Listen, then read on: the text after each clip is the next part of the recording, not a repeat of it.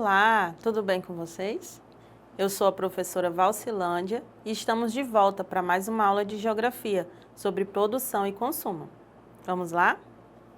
Vocês se lembram que na aula passada a gente falou sobre produção? Lembram o que é produção? Vamos relembrar?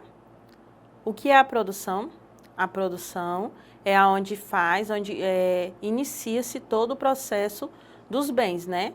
Como na zona rural, onde a gente começa, onde a gente tem, na verdade, a matéria-prima, né? E aí vai passando por toda uma etapa, vai para a indústria, para ser refinado, envasado, e depois vai para o mercado, onde a gente tem o acesso, né? Que somos o consumidor final. E o que é o consumo? Se lembram o que é o consumo? O consumo, ele é a aquisição dos bens, né? Somos nós quando nós adquirimos um bem, né? Nós somos os consumidores, a gente faz o consumo daquilo que foi feito na indústria, né? E como esses dois se relacionam? Vocês se lembram? Eles se relacionam porque um depende do outro, né? O produto é todo feito na indústria, certo? Ele é todo produzido para que a gente possa consumir. Então, um está interligado com o outro. Quais são os setores de produção e consumo? São 3. Lembram? Setor primário, o setor secundário e o setor terciário. Onde no setor primário nós temos a matéria-prima, né? A aquisição da matéria-prima, a extração da matéria-prima. O secundário é onde as indústrias fazem a transformação da matéria-prima para um produto. E o terciário, que é os mercados, os comércios, no caso, né? Que é onde a gente pode estar adquirindo o bem, o produto. E nós falamos também do consumo exagerado, né? Quais são os problemas que ele está trazendo para a nossa sociedade? Vamos falar mais um pouco sobre esse consumo exagerado. As pessoas estão consumindo muitos recursos naturais, além da capacidade de renovação da terra. Se as produções de consumo continuarem dessa forma, em alguns anos todos esses recursos podem acabar. Ou seja, a gente está adquirindo mais da natureza, além do que ela pode se renovar. A gente está tirando muito, né? E não está dando espaço para que ela possa se renovar. E isso vai fazer o quê? Vai fazer com que se acabe, né? A nossa matéria-prima um dia chegue a acabar. Olha só, o que a gente está vendo aí. A natureza, né? A floresta. E aí, bem no meio da floresta, tem uma devastação. Né? Aí foi feita uma retirada de parte da floresta para que fosse feito um cultivo. Só que isso, dessa forma assim, ela vai acabar com toda a floresta, né? Com todos os recursos naturais. E no outro lado a gente vê as queimadas, que é um outro problema ambiental muito grave, que além de prejudicar o ar, também está prejudicando a natureza, os animais que vivem dessa natureza, então tá prejudicando muitas coisas.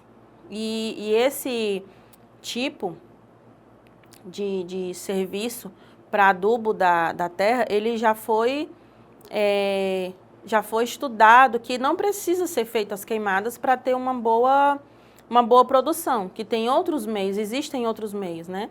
Mas, infelizmente, até hoje ainda tem pessoas que insistem em fazer esses tipos de queimadas para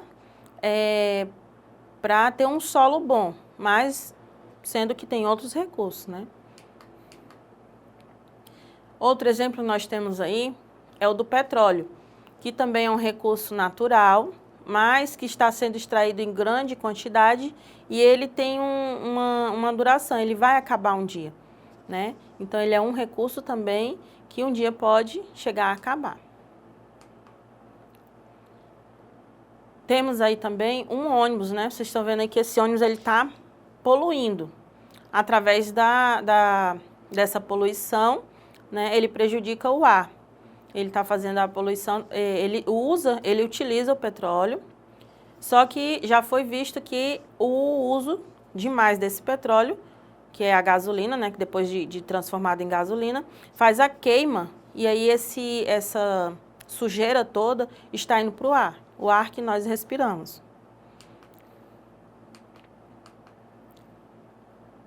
Todo consumo causa um efeito negativo e positivo para a sociedade. Efeitos negativos. Como eu falei para vocês anteriormente, né, esse é um efeito negativo, porque faz-se a derrubada das árvores para ter a matéria-prima para a construção de muitas coisas, como móveis, papel, muitas outras coisas, e aí não se faz uma plantação no lugar dessa derrubada. E aí vai ficando cada vez mais escassa essa madeira, no caso a árvore, vão ficando mais escassas as matérias-primas para ser transformada em madeira e em outras coisas. E os efeitos positivos? Os efeitos positivos é o produto, né? Que fica uma mesa linda, os móveis ficam lindos, né? Mas tem-se que pensar no cultivo novamente. Se derrubou, tem que plantar novamente, que é para não acabar, né? Vamos falar agora de consumo consciente. O ser humano deve adquirir hábitos de consumo consciente. Pequenas mudanças em nosso cotidiano têm grande impacto no futuro. Assim, o consumo consciente é uma contribuição solidária para garantir a sustentabilidade da vida no planeta. Temos aí um exemplo, a gente chama de R's, né? Mais na frente eu vou falar desses R's. Temos aí a representação do nosso planeta e os R's ao redor da representação do nosso planeta, que é reduzir, reutilizar e reciclar. Para a gente repensar essas três atitudes, que são atitudes pequenas, mas que ajudam muito, né, contribuem para a não poluição do planeta. Vamos falar um pouquinho sobre eles. Temos aí duas formas de como escovar os dentes, né? Temos uma forma que a gente considera errada e uma forma que a gente considera certa. Por quê? A forma que a gente considera errada, observem aí que a mocinha está escovando os dentes e olha a torneira. Olha a torneira, o que está acontecendo com essa torneira aí? Ela está ligada, ela está desperdiçando essa água. Enquanto ela está escovando os dentes, a água está escorrendo aí, né? E indo para o ralo, indo para fora. E o consumo da forma adequada, ou certo, né? A mocinha está escovando os dentes e agora ela está com a torneira desligada, né? E ela fez a utilização de um vasinho, de um copo, para poder enxaguar, quando ela terminar de fazer a escovação, enxaguar a boca. Então, ela não está desperdiçando a água, ela não está desperdiçando a água, né? É o jeito certo. Por mais que você não vá fazer a utilização do copo, não queira fazer, mas tem que desligar a torneira, não pode deixar a torneira ligada enquanto você está escovando os dentes, tem que desligar a torneira, certo? Outro exemplo que nós temos é a da energia, né? Se você está na sala com a luz ligada, e aí você vai para a cozinha, você desliga a luz da sala, né? Se saiu da cozinha, voltou para a sala, desliga a luz da cozinha, e assim vai. Não deixem a luz ligada à toa. Não deixem a luz ligada, né, sem necessidade, sem ter ninguém lá. Se não está mais assistindo a TV, desliga a TV. Certinho? Olha aí, ó, desligue ao sair. Alguém colocou aí na tomada, né, um lembretezinho. Saiu, desliga a lâmpada, a luz. Agora vamos falar um pouquinho dos R's da sustentabilidade. O que são esses R's? Lembra que eu falei? Reutilizar, reduzir. Vamos lá, vamos começar com o primeiro. Refletir. Refletir. O planeta é impactado a cada ato de consumo. Nesse momento é importante refletir na questão e potencializar os efeitos que podem contribuir para o mundo. Como a gente falou, né? A gente reflete nos atos que a gente está fazendo e aí a gente faz a mudança, como a mocinha que escovou os dentes já com a torneirinha desligada. Já é um ato de mudança. Quando eu saio da sala, para a cozinha e desligo a luz da sala. Também já é um ato de mudança, então a gente já vai refletindo sobre os nossos atos. Reduzir. Nesse ponto é feita a análise se aquela aquisição ou ato realmente é necessário, né? Se a gente precisa realmente de ter as duas lâmpadas ligadas, por exemplo, não é necessário ter duas lâmpadas ligadas, então eu estou reduzindo quando eu desligo uma. Reutilizar. Ao utilizar um produto até o fim, ao seu término, é possível reinventá-lo utilizando-o de outra maneira. Nesse reutilizar, eu trouxe três exemplos para vocês, para a gente ver como que a gente faz essa reutilização. Aqui, nós temos alguns brinquedos feitos reutilizando algumas coisas que vocês têm em casa. Esse primeiro brinquedo aqui, ó, vocês podem observar, né? É uma casinha. E essa casinha, ela foi feita da garrafinha de alvejante, né? Que a mamãe terminou de usar o alvejante todo, né? Ela lavou bem direitinho e aí você vai e pensa. Pensa, o que eu posso fazer com essa garrafinha? E aí, ó, faz um brinquedo que você pode brincar, né? Temos aqui um trenzinho, olha. Esse trenzinho também é feito de material que foi utilizado, né? Um potezinho que quebrou, um pote de sorvete que quebrou, né? A latinha, ó, latinha do leite que já foi utilizada, né?